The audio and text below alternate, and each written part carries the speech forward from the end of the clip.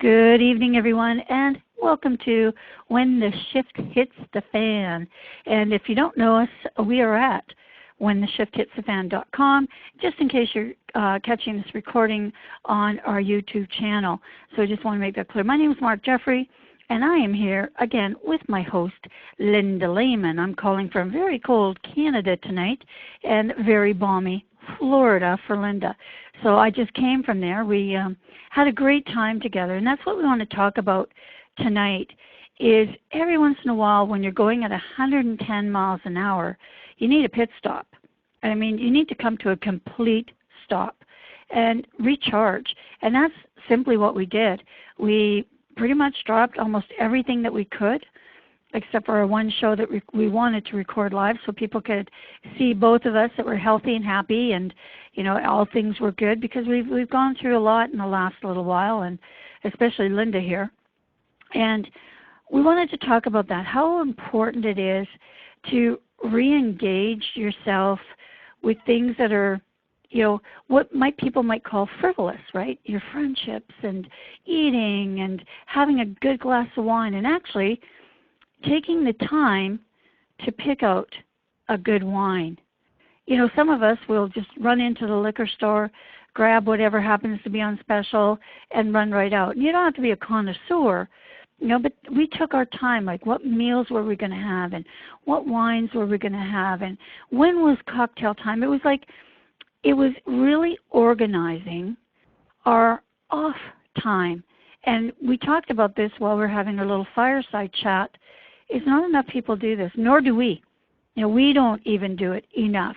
And that's why we've actually have a game plan where we've scheduled time now for us to get together and to just recharge and allow your soul to grow and expand in that. Linda, what say you, my friend? Oh, my goodness, Mark. This last week was a phenomenal week, both from a healing aspect, but then from a recharging aspect, too, because I know I'm guilty. I get so tied up in everything else going on, whether it's a job or an idea that I want to act on, or jumping onto websites, or dealing with kids, even though mine are grown. It's still dealing with kids and dealing with day-to-day junk. It's almost like, I guess, slow quicksand. It's just slowly sucking you in, and all you're focused on is actually what's going on around you in your environment. And you get so sucked into that, we always, it seems like, forget to take that time and say, you know, stop right there. I need time for me. Because you know what, Mark, when we take that time for ourselves, where we can go and we can be quiet, or we can just play like we did when we were kids, what we're really doing, it's almost like we're standing next to a socket in a wall with a cord, and we're plugging ourselves in and recharging those batteries, because our mind and our body need that time that's different, that's relaxing, that's calming, in order for us to recharge. And I don't know about you, Mark, but I found, like this morning, when I got up, I had all these wonderful new ideas just easily floating through my mind, and I was jotting them down like crazy so that I could turn back around and start acting on them. But I really don't think that those ideas would have come along if I had stayed stuck in that perpetual, I'm only paying attention to my circumstances. You get where I'm going with that? You betcha, because you know what? I feel the same way, like flying home and just on the plane. And we talked about this, that I don't often write on the plane because I don't find that the air is really, you know, an enticement for that. And even though you have lots of room or whatever, it just doesn't seem to be like a great place to do it. But I was doing the same thing. On my way home, I'm looking out the window of the airplane. I see these big fluffy clouds and, you know, flying above the clouds. And you're right, I just started daydreaming. I started daydreaming and thinking, you know, and I know we talked about our show, where we want to take it while we got together, and we don't have the time to do that because we're producing the show every week, and we never really had a length of time to say, all of these things coming up, and walking along the beach and the different elements that we had in our environment, going out for dinner, just relaxing, not having a place to be, don't have to be somewhere at a certain time. It's like, okay, it's beach time, let's just go and do that, or whatever. It just allowed us to I know I felt myself throughout the week just slowing down and slowing down and slowing down. But you're right, as that happened, my creative started coming to the forefront. And I know when we were sitting there that last night, when we had so many ideas just spilling out of us, that it was almost hard to keep up with ourselves. Oh, you're right, Mark, it was. And I also remember that day, one of the days that we went to the beach, completely lost track of time. We were both looking at each other thinking we'd been there maybe a couple of hours, and when we finally decided, I wonder what time it is, we'd been there like 4 hours. Yeah. And people might think we're crazy, but I mean, a good majority of that time, we just sat in our own calmness, allowed the ocean to just, splash at our feet, and just allowed the day to be there. And I think that's it, and every once in a while, reconnecting with each other and talking, like I was thinking of this, and then you would bring that in, and it would be calm again, just thinking within ourselves. And I think that's where I am very guilty of not stopping. I've always got a project on the go. You're right, you've got family, you want to be with them and do these things. And I do meditate and I do yoga, but I'm talking a good stretch of time, like 2 days minimum, 5, 7, 10 days, where you just stop and do the absolute minimum that you have to do to maintain. Of course, we have incomes to make and we have things to do, but the absolute minimum to make that happen, so that the majority of our day is, like you said, playtime. And that's certainly what we did. We engaged our child and allowed it to play and just, wander. We walked down the beach just kind of wandering.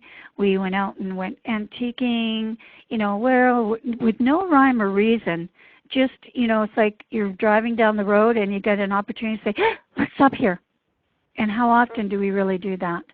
And I'll tell you, for me, Linda, visiting you and Randy, I mean, that was really important to me. But that space in time, it just totally, again, changed the direction of my own path. And I think that's so important, that stop, put on the brakes, just come to a complete stop. Don't think about anything, because I never thought about anything at home. I knew it was looked after. I didn't think about the work because I had engaged someone to look after that, and I didn't worry. I knew that person would look after that. I knew my home was being looked after, and I knew my only commitment was hanging with you and Randy. Right, and that, you know what, Mark, that enabled you and us to be totally focused on the moment. When we were together, and whether we're just sitting and being with each other or whether we're conversing, we were actually totally focused on each and every moment instead of kind of being in the same area but thinking about 10 million other things. Yep. Yeah. So many people say, well, I get together with family every weekend, but are you really there? Are you really engaged? Have you put everything else aside, and those people who you are with right at that moment, are they the most important people in your life at that time, and do they know it? Well, exactly. And it's the cell phone thing and the Facebook thing. I was watching people at the airport while I was sitting there waiting for my plane. And you would have two people sitting down, and they were going to have a meal together. Of course it's the airport, so okay, whatever. But they never said two words to each other. They were totally engaged on whatever they were doing on their phones and had absolutely no time for anybody else that was there. And that's what I appreciated too about this week. We got on our phones, did our business when we did our business, and then they were in the bag. And unless they were taking a picture or a video, we just didn't care about it. You know, of course, if there was an emergency, we would have answered the phone. But how often do you see this happening? I mean, we are so, you come to dinner, families sit at the dinner table, but they're not even talking to each other. They're texting each other, and they're right across the table. Mhm. You know, I see it unfortunately more times than I see families truly engaged in conversation. It's just really sad to look around and see all these heads bent over these little phones and these little thumbs going as fast as they can. And that's not being in the moment. No, and what about relationships, Linda? I mean, a husband and a wife, I know this happens a lot too. Wife maybe even staying at home, maybe a work from home entrepreneur, say, and she's doing her job, then maybe hubby comes home, or maybe he's out doing something and as an entrepreneur outside of the home, and they come home and it's a quick kiss on the cheek and maybe some TV dinners, and they sit down and they're back on the computer or watching TV. I mean, I know that when we get together, that meal, all of our meals, breakfast, is a celebration of time. Like, we take time with it. And I know that those are important to me too. It's even when I'm home here by myself, I love to cook, so that I do. I love to invite my friends over or go out to dinner. But when we're there, there's no phones anywhere. There's so much to catch up on, so much to talk about. Do you think, though, that people, like friends that see each other all the time maybe, or husband and wife, do you think that maybe they aren't even connected on any plane, and it's time to take a really, really slam into the wall stop and think about that? Because if you took away the work or the phones, I'm wondering if any of those people would even have anything to talk about. Yeah, you know what? I think it would be hard for them at first, Mark. I really do, because they've forgotten the wonderful art of conversation and connection. And, you know, I love it when we travel out of the country, because that's my excuse to leave the phone behind, or have it on, you know, airplane mode or off mode, so that I can at least just take pictures the whole time, because I don't, on purpose, I don't purchase like additional plans in order to continue to phone someone or even be on the internet when I'm out of the country. And so those are wonderful times for us. And I think it's funny. I'm thinking back way back when Randy, there was one company that Randy worked with. It was a marvelous company. He was in administration, and they would do annual trips, and they were usually out of the country to the Bahamas or Cancun, or even a cruise at one point in time. But I enjoyed just sitting back as a spouse, because they did do some learning activities and some team building activities for the employees. But we had a lot of downtime where we all could socialize together too. But I really enjoyed it, because the first part of the trip, it was usually at least a week, and people were still in what I would call the Chihuahua mode, where, you know, they're really uptight. That's a good way to I got that visual right off the bat. That's a good one. But then, you know, by the end of the week, you could tell that people were starting to just let go and let that inner child out to play and let the fun happen. And, you know, conversations at that point were more meaningful. You could see couples being more intimate, holding hands, sitting closer together. There was not that urgency anymore that, oh, we have to go here, we have to go there, we're on a tight schedule, blah, blah, blah, blah, blah.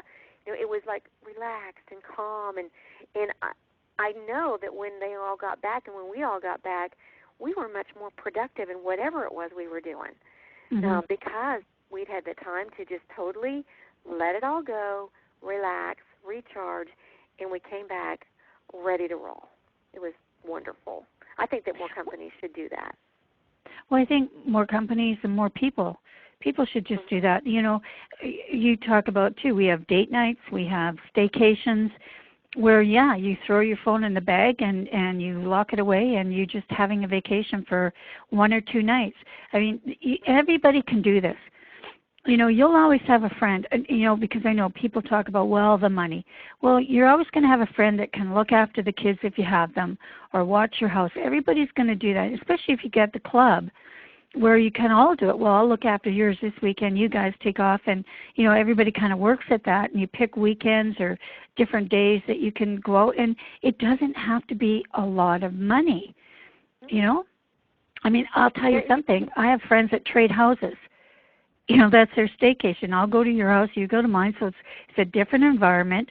And they set up a little, they set it up as if it were a bed and breakfast for the other person or the other people, and they put it all out and get the master bedroom all gussied up with everything, and it's free. You're just trading places. And so there's so many ways that people can just stop and smell the roses, because I found that every time I do this, every time I take some time off, every time I go somewhere and I'm in a new environment, I like it because I have to be aware, right? It's the same thing as if you're driving down the road and you don't know where the next curve is. You have to pay attention. And I think that's the other part of this, right? In your life, you just go, okay, I know where everything is. I know I'm just doing this. This is breakfast. This is lunch. This is my work time.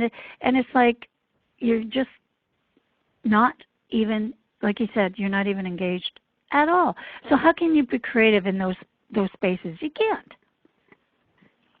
Right. And you know what, Mark? And some people might be saying, well, this staycation thing sounds good and wonderful, but maybe they just moved to an area or they live someplace where they haven't built relationships. But I have to tell you, there have been times in our past, mine and Randy's past, where we really at that point in time were struggling for some funds to do anything. So that didn't stop us, Mark. We had groceries in the house. We had somebody who could take care of the kids. And what we did is we unplugged the phones. We unplugged everything, and we pretended like we were coming to this place to visit. And so even today, even though we can go someplace, sometimes we say, oh, you know what? Let's take tomorrow and let's go play tourist. Let's pretend like we're a tourist in this area, and let's find some fun things to do that we haven't done yet. And again, those are very inexpensive or don't cost anything at all, but it's fun. And it's a way to totally recharge without having to spend thousands of dollars to go to some exotic island somewhere. But it still gets the job done. It still gets the job done. And I think that's what people have to do, is think about what it is in their life that matters. Because I know specific things. I know that if you want it to be, the money will always be there. It will be there if you need it to be. There's never in my life that I didn't have something that I wanted bad enough that somehow a way was created for me to get the money to do it. Never. Never in my life. It's being open and understanding that you may have to work a little harder to get it, but an opportunity to do that will present itself if you're there to do it. So whenever I wanted to go away or have a vacation or spend some time and be away from work when I was working full time, I always found a way. I would center on it. And like we say, that's so powerful. I know, I just want to touch briefly on something while we're talking about it, because we did get a lot of mail. We talked about it briefly too when we were together, a lot of mail and things like that, that's saying, oh, well, it looks so easy for you guys. Every time Linda just had this, and I want to preface this, major operation, people, major operation. Within a couple of weeks, we're up and about and doing stuff and a big smile on your face, looking healthy and happy. People tend to equate that with, well, that's easy for you. No, I'll tell you what, in both cases with the 4 months and 4 months and then 4 months after that time that I went through my treatments and what Linda has just gone through, it was not easy. But there was a focused resolve of this will be what I want the end result to be. And I'm prepared to do anything and all things to ensure that. And that's what the same dedication I put towards my time off more and more now. because a lot of people who know me say, you're always traveling somewhere, and I jump on the plane, I go and do my thing, and I come back, and they always thought, oh, that's vacations, but I was really working, and because they kind of thought, oh, I'm on vacation all the time, I didn't really go and do stuff a lot. I took specific things, and then I look back and think, well, I actually do vacation a lot, but it wasn't enough for me because I live on that edge. I drive myself to that edge in all things. So if there was an opportunity for me to go and do another seminar or take on another project, I might do that before I would go on a vacation. And I know people don't dedicate themselves. I've dedicated myself so much to my own success that is the one thing I was lacking on, is taking that time. I'm thinking in my own mind, well, I take my half an hour a day, go for my walk, do this, do my yoga and that. But you know what? That's not what we're talking about here today. What we're talking about right now is that full stop, that disengagement from all of those things, and totally being focused on the you, the now, and whoever you choose to bring into that world. Way different, right, Linda?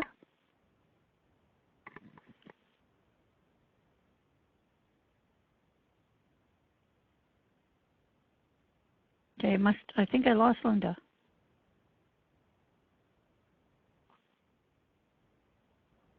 Okay. Sorry, we're running on technology here, so I'll just see if I can get her back. So anyways, folks, while I'm trying to do that, let's just chat a little bit about how you can do the things that we're talking about today. It's making that decision and being true to yourself and knowing that you can do this if you truly put your mind to it and you truly decide within yourself that this is possible for you to do. And if you can't do that, your blood pressure is going to be high. Because I'm sure if you check my blood pressure at the time I left and you checked it when I came home, there'd be, and I know I don't have high blood pressure, but I know there would be a different. And I think I got, Linda, are you back there with us now? I am. All of a sudden, everything went blank, and I thought, "Oh no." Well, I guess the universe was telling you to take a staycation. But I'm back now, and I'm sure you handled it perfectly great. Well, I was just offering them, ways again to do this, to be dedicated to their own success and their own happiness, and that it is so important. That STOP, stop, is so very important in all of our lives. And how I've been careless with it in the past, and I'm going to be more conscious. I promised myself that. We promised each other. And maybe that's it. Maybe get a buddy. Do the buddy system. Like when you're working too hard and that, I'm going to grab you and we're just going to go take off. And spend some time together. Not an hour or 2 hours, but we're going to take off for the weekend. Have a girls' weekend. Have a guys' weekend. And I think too, as couples, it's important to keep your own friends as well as your couple friends, because sometimes you just need to get away from each other as well. To put the rose back on, or the bloom back on the rose, right? Right. That's so important. And you know what? I see especially younger people make that mistake all the time. They get into a relationship, and all of a sudden they're pushing all of their friends away, and they're just focused on that one relationship. And that's the biggest mistake any of us can make, because we do need that time away. I mean, that helps a successful relationship. We need to have those friends to bounce thoughts and ideas off of, or just to get away with, as well as the deep and focused relationship. I mean, I don't know what I would do without my girlfriends. Well, you know what? It was funny too, because I know when you were going through this, some things had happened, and I think it was just really early on. I mean, you had just gotten out of the hospital, and things were going on in your life, And I got the 911, I need some girlfriend time. And I wished at that particular space and time I could have just jumped on the plane and gotten there. That's how I feel. That's how dedicated I am to the health and welfare of the people that I care about in my life. And my girlfriends, yeah, they're very important.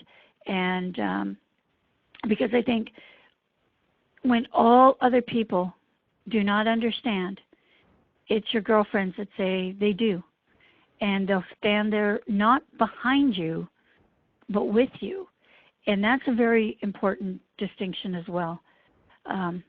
It's shoulder to shoulder, knowing that someone's there and you can just reach out and know that they'll support you and be there. And I know at a drop of a hat, I would do that for someone if it was humanly possible to do it. That's certainly what I would do. And I think no matter what you do in your life, if you're that dedicated to it, if you're that committed to it, it's going to come back at you in a gazillion fold. Because I sure am blessed. I know that for sure. Mm-hmm. No, I am too, and no, I just appreciate it so much. And it's just that dedication, Mark. And we can certainly do another show just on being dedicated to what's important to us. And we've talked about the friendships, and you touched briefly on both of us going through stuff, and we've made it look easy. But you're right, it hasn't been a walk in the park. But we both made the decision as we were going through our tough times that this is the outcome. This is the result that I want to see once I step over and across and through whatever I have to go through right now. This is my outcome.